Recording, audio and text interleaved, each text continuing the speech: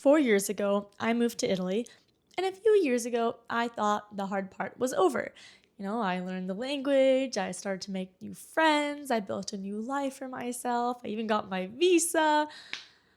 Well, nobody told me that the hardest part wasn't leaving home. It's that now I have two of them. I'm Ambi. I moved from California to Napoli in 2022. I originally came for an adventure, then I fell in love with a Neapolitan named Marco, and now we live here in Naples. This is our home, it's not a temporary thing. A few weeks ago, I flew back to California, back to my old life before I moved to Italy. What happened during that trip? What happened the second that I landed back in Italy after going to California? That's what I want to talk about today. Everybody talks about missing home abroad. That part is expected, and there are literally hundreds of videos about that. What nobody talks about is what happens when you visit one home and you're kind of thinking about the other, but then you go back to the other place and you're longing the other. It's not exactly homesickness, it's not exactly reverse culture shock, and I didn't really know of a name for it until I was living it. And I think the best way to describe it is just home in two places. You're kind of doing the splits forever. So now every time I'm in California, I'm missing Italy, and when I'm in Italy, I'm missing California. Siamo in guaio. So here's what my trip back to California for the first time in 8 months of living in Italy actually looked like. Well, the second I landed, obviously I missed my husband. I was shocked by all of the concrete and the billboards. I was missing the historical beauty of Naples. Like here you walk around and you just stumble across something from ancient Greece. Casual. And I was missing the cost of living. Obviously, in California, the prices of things have gone so high, and I feel poor when I visit, frankly. I also miss the quality of the ingredients. I miss fruits that taste like fruits, or you have to really ball out at the farmer's market to get good organic food. I was missing how well people dress in Italy. The Neapolitan women dress so well just to go to the grocery store. I was missing just the overall culture of Italy, the beauty of it, the pace of it, the rhythm. And I was also missing my barista, being able to walk to the bar and have my barista who makes me a little face in my cappuccino. But then something happened. A few days into my trip, California stopped feeling like this weird portal of an alternate reality I had entered and started feeling like my old life. I just plopped right back into my old self. I was surfing all the time. I was walking around in a towel and flip-flops. I was very much participating in Pilates princess culture. I was getting my matcha lattes iced with oat milk.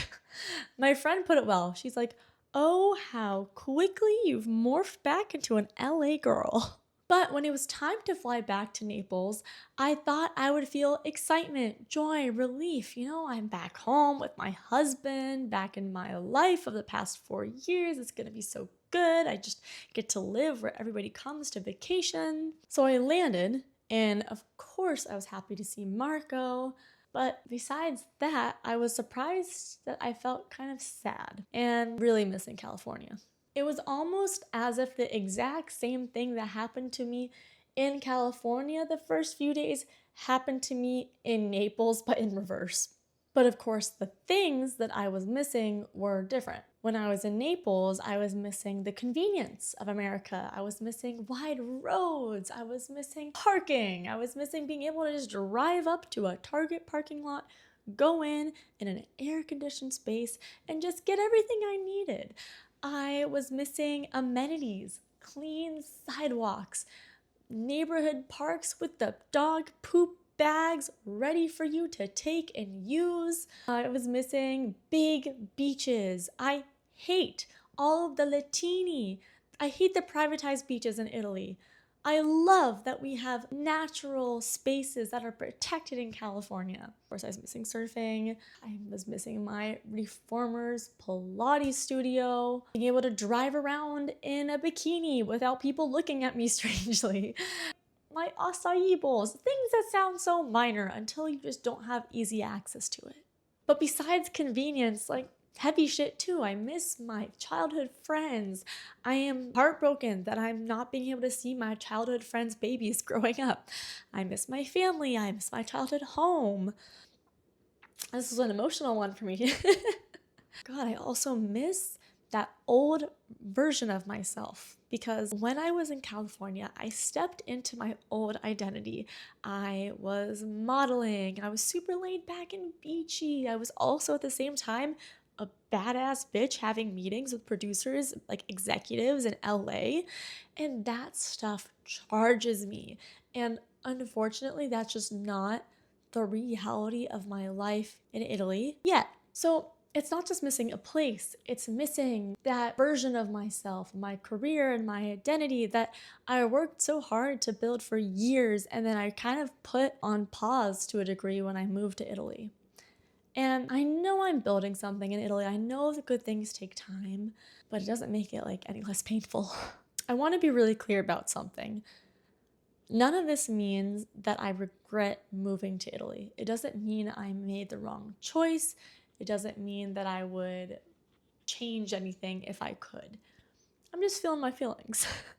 What it does mean is that nobody told me that once I move, home moves with me. What actually happened was that home is then split into two countries, and there's always going to be a piece of you in both places.